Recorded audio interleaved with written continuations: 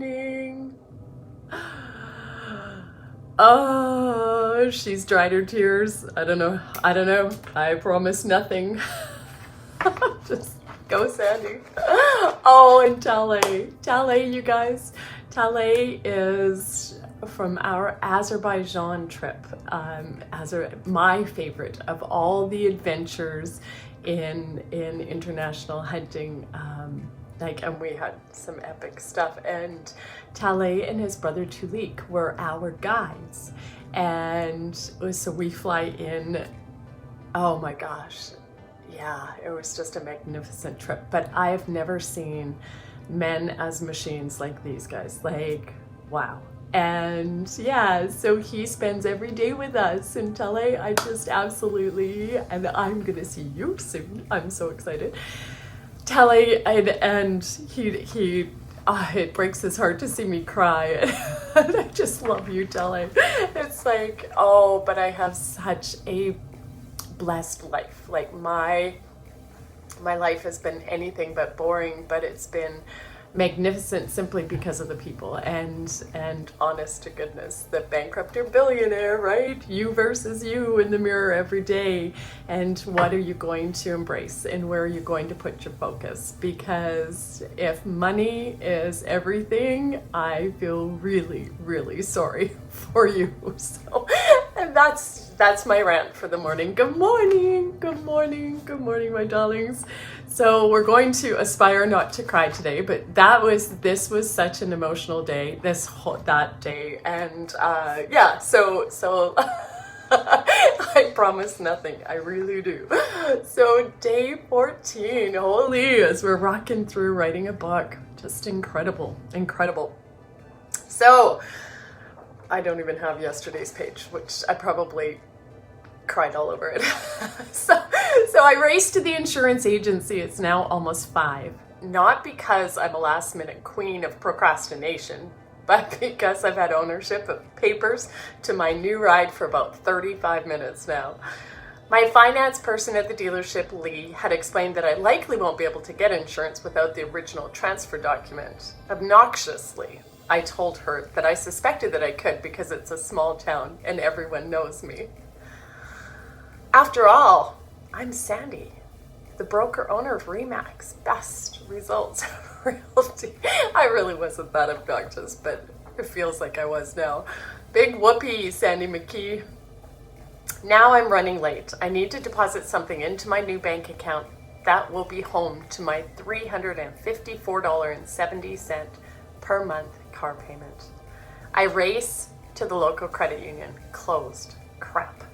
They have a 6-day hold on all check deposits. I don't know if I've ever had a hold on deposits before. I sign the check and put it with a deposit for me, please note, on Barbie, my incredible assistant's desk. It's time to go home. Kathleen is at the office. She has today and tomorrow, and then she starts at her new office. She was a massive part of our office for around 12 years. Kathleen is a powerhouse. She carries herself very well. From golf tournaments and all volunteering around the community, Kathleen and her whole family were always... Sorry guys, somebody's trying to phone me. How rude. I have no idea who it was either. Okay, I don't know where I went, if I missed any. So Kath married a very deep-seated local boy and moved to Lethbridge, where she had started her real estate career with a Royal LePage office. Naturally, our local Royal LePage office wanted her to join them badly, but the honor got to come to ours at Remax. We really were like family.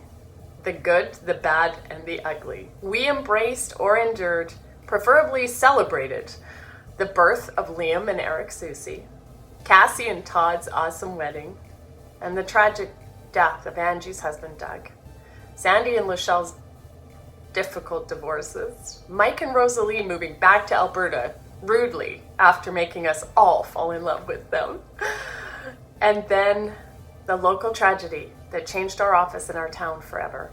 It was May 1st, 2016, and Kathleen and I waved at our husbands along with Devon's dad, Leo, farewell on a spring grizzly bear hunt on the Liard River. Doug owned a Skookum 24-foot twin jet boat and has for years been known as the best and most experienced jet boat driver and outdoorsman in our area. Not a single fearful thought. I heard from Doug via satellite text over InReach that night and the next morning, then again early afternoon on May 2nd. The weather was unusually hot in the plus 30 degrees Celsius, which is unheard of in this area that time of year. And there was plenty of shore ice to back that fact. I didn't hear from Doug that evening, which was extremely unusual, but had once before been the case, so I didn't panic. I was just a bit uneasy. Then at 5 a.m. on May 3rd, my feet hit the floor and I deeply knew that something had gone wrong.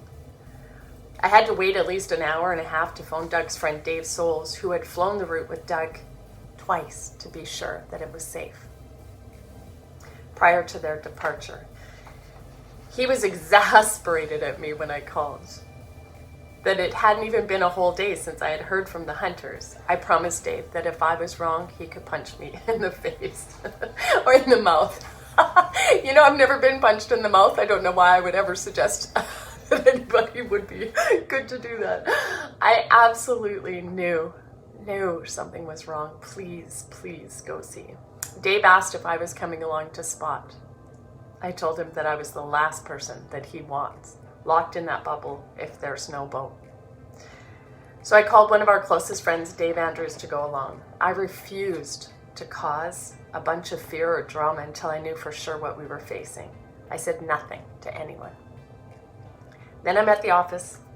Dave Andrews calls from the plane. And I said, Dave, do we have a boat? He said, no. I said, oh dear God. Dave? He said, Sandy, 2 guys and a dog on the beach. And the rest is sad history for our 2 husbands as they have relived that hell day over and over 1 trillion times since. You name it, we faced it. It was far from perfect, but damn it was real. And we loved each other. Back to the awesome side. One of my fondest memories, we're not ending on tragedy, that's just not good. One of my fondest memories as a broker was that Doug and I got to go with Kathleen and Devin to Las Vegas to cheer Kath on as she received her RE/MAX International Career Hall of Fame Award for having earned in excess of $1 million in personal commissions. Rockstar, hey? I cannot tell you all the fun and laughter that went on during that amazing trip. That's a book all in its own.